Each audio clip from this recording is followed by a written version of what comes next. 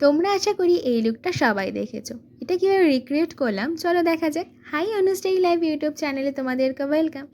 তো প্রথমেই মুখটা ক্লিন করে নিয়েছিলাম ফেস ওয়াশ দিয়ে, তারপর রোজ ওয়াটার দিয়েছিলাম টোনার হিসাবে, দেন ময়শ্চারাইজার হিসাবে ইউজ করেছি পন্সের লিকুইড জেলটা, তারপর ইউজ করেছি ফাউন্ডেশন যেটা প্রচণ্ড লাইট ওয়েট কিস বিউটি। আমার কিস বিউটি খুব ভাল লাগে কারণ সেটা অনেকটাই লাইট ওয়েট, আমি যেহেতু অনেকটাই ঘামি।